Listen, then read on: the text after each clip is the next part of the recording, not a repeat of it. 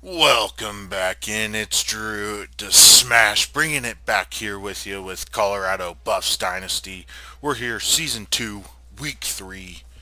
The 15th ranked Buffs are on bye as we look to prepare for our next game. But with that being said, let's take a look first off at what's upcoming for the Buffs as far as schedule goes. So we'll take on the 13th ranked Arizona State Sun Devils coming out of our bye week.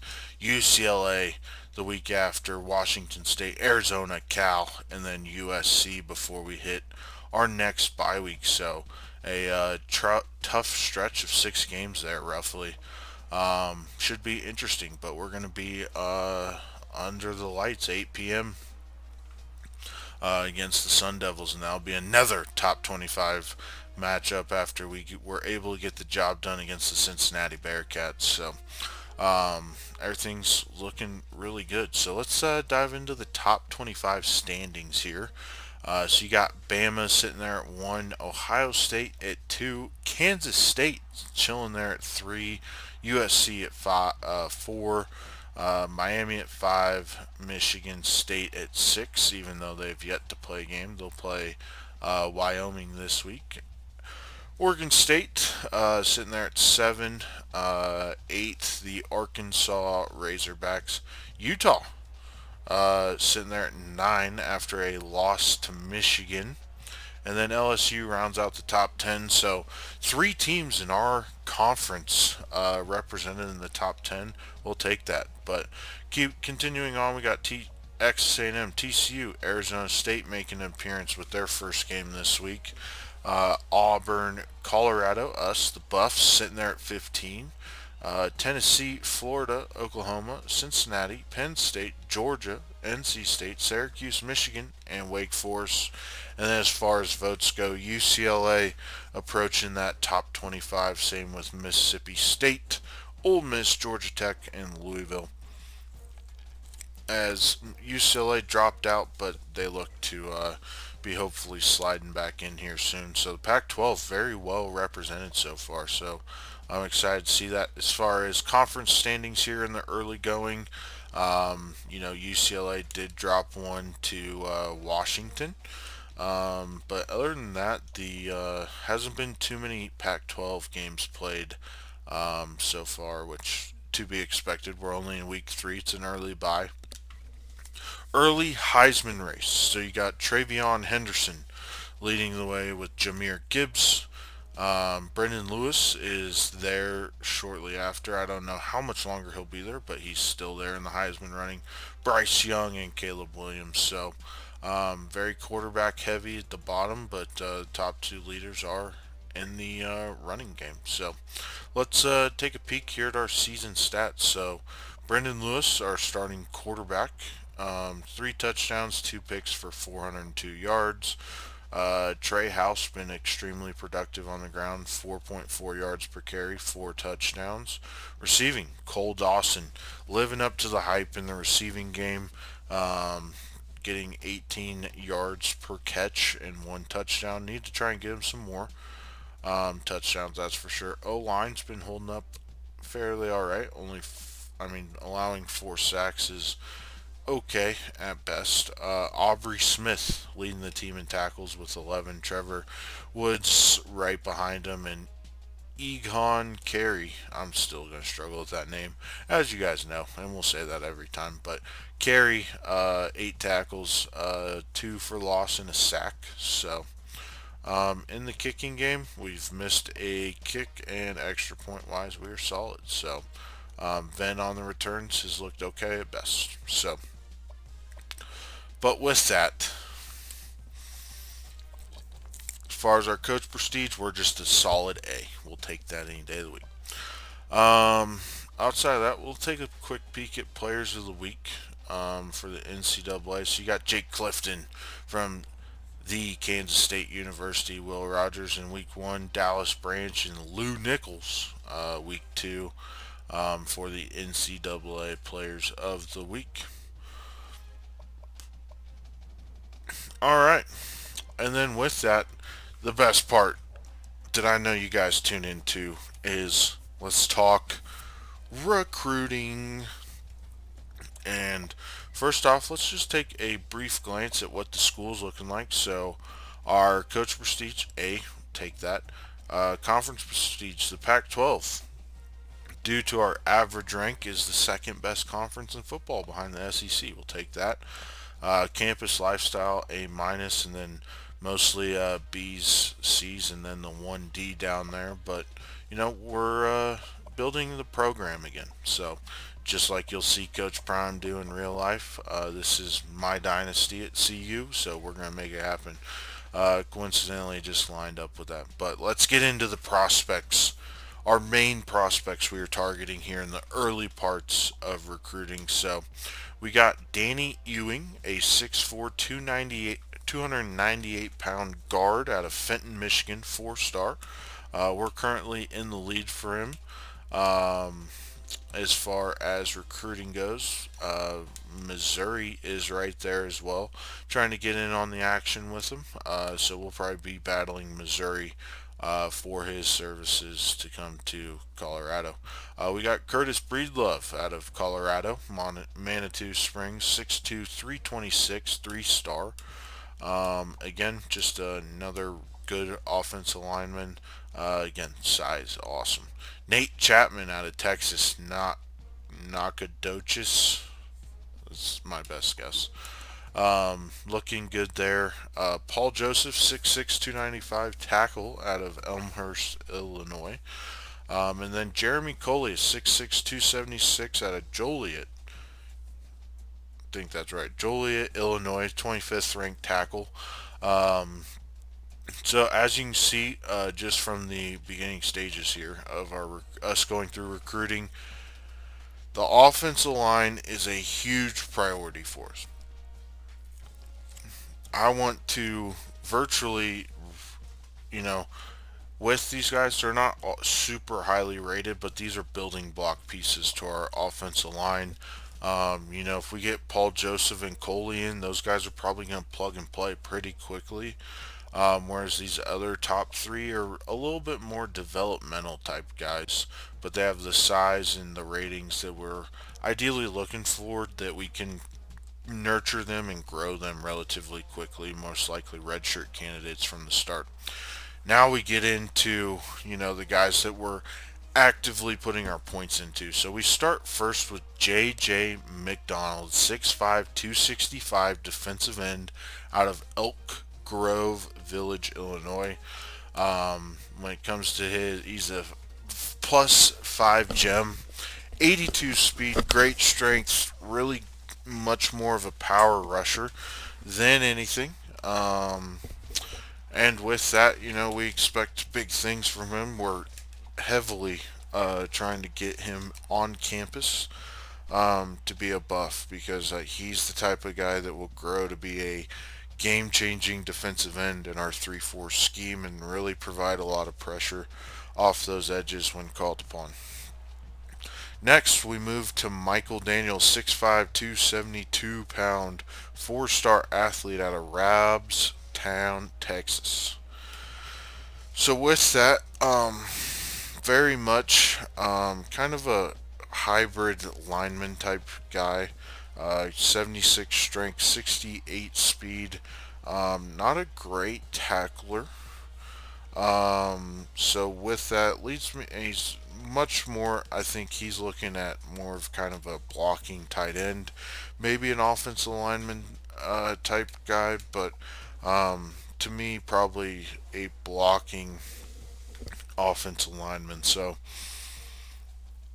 with that, we're going to just continually try and be in the race. We're currently fourth on his list as far as interest goes.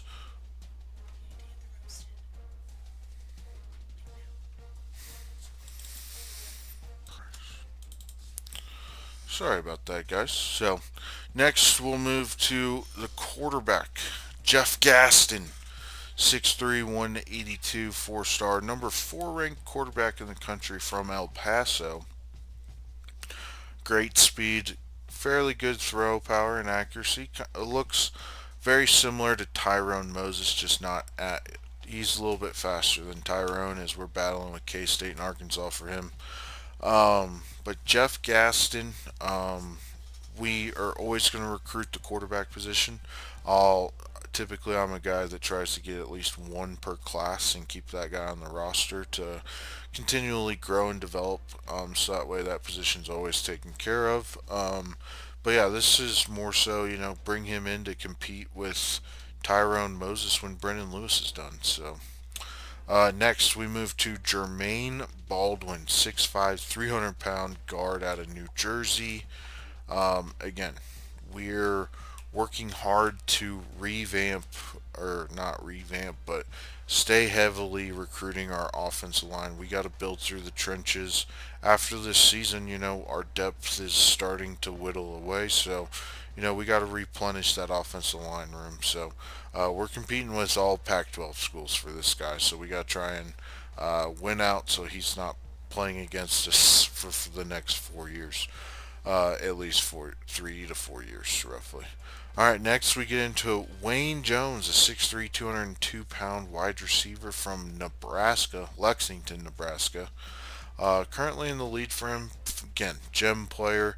Looking to pair him with Cole Dawson's going to give us two big yet skillful receivers on the outside that we can continually grow our passing game around. So very excited to hopefully get him on campus. Next, we move to Tyler Brewster, middle linebacker out of Bay St. Louis, Mississippi. Again, really good athlete. We love to have good athletes on the field for us, but yeah, he's going to be an instrumental part in looking to, you know, grow this defense and possibly be a leader on our defense long term. Next, we move to Teddy Hendricks. Great name. Teddy Hendricks is a straight burner, 95 speed. Needs to work on his catching, but is a good route runner, catching traffic. We've seen this build before. Um, but with that, yeah, four-star wide receiver out of Louisiana. Hopefully we can bring in Teddy. I think he'd grow to be a really good receiver to pair with Wayne Jones and Cole Dawson and keep that kind of pipeline moving forward. So, but with that, we move to Gary Ostrander, 6'3", 230-pound outside linebacker, again from New Jersey. Recruiting against Rice with him. 85 speed, great acceleration. He's going to have to develop both as a coverage and rush outside linebacker for us, but I think he's got the potential to do so, especially with his athleticism, to really be an impact player on the outside parts of our defense. So looking forward to hopefully bringing him in. Carlos Turner, corner out of California. Good speed, more of a zone cover corner right now. 3-star, but looking to hopefully get him in. I think could continually develop to be a really good player for us. All right, next we get into our three athletes. These are guys that are a little bit more of a stretch for us, but we're trying to get them in because they're extremely talented athletes. They could do some few different things. So we'll start first with Jason Johnson out of Utah. Straight 97 speed burner, can play receiver, does have the ability to be a safety in our defense as well. So we'll have to see where we kind of look to go with him once he gets on campus. But as of right now, we're competing with BYU for his services. He's a really good looking player though. Next, we'll move on to Tim James, 5'11", 180 out of Paris, Texas. Again, really fast player, really good in man and zone coverage. Could be a corner. I'd say most likely a corner, possibly a running back for us as well. But we have kind of some versatility there with his skill set. So we'll see what kind of comes about there with him. Then lastly, Lawrence Watson, 93 speed, could play quarterback. Otherwise, is more likely a running back based on his skills. At 6'2", 193 from Maryland. Yeah, he's very intriguing because Obviously, the 93 speed at quarterback with, not huge arm, but throws and passes well, has the accuracy that's good enough to get by. Again, could play running back and has the shift ability for us. So, we're competing with James Madison in Georgia for him. So, um, we just got to keep moving in the right direction to hopefully try and land him.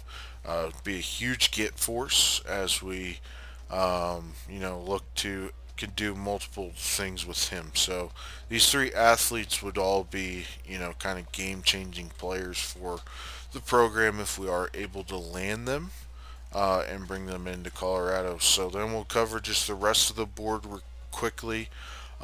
We have offered scholarships to these guys. However, we're kind of still waiting to see how things play out. So we'll start first with Joe Weber, 69 overall, running back out of South Carolina. Very much a speed guy, 92 speed. That yeah, we're just kind of waiting to see there. Same thing with Jason Rogers out of Cali. Kind of checking out, see what's going on there. We're growing on Stanford, so there's a possibility we might be able to land him. Looking at Grant McDougal, 6'2", 200 out of California. Again, straight burner. That yeah, we're interested in him. We'll just kind of see what happens, but Fresno State kind of seems to be wanting him as well as Cal and some other California schools. Then Sean Hackett, same thing, burning wide receiver. That we might be able to land out of Kentucky and see what happens there. But 6'2", 222, good player. Then lastly, we'll go to Rashad Haynes, 65 overall, 6'4", 230 roughly out of New Hampshire. Outside linebacker, again, very much kind of like Ostrander, and we'll, continually monitor these guys. Currently, we just have 22 players on our board due to point allocation. We will be looking to fill this out more so here in the coming week or two.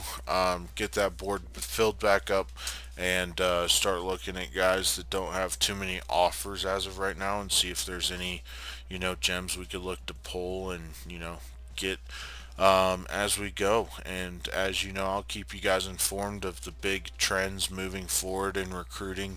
Over the next 6 weeks, we won't have another big recruiting recap until we get to week 10 by and kind of see what's going on in the country and everything like that. So with that though, that's week 3. We're going to advance this thing and get to week 4 where we take on the Arizona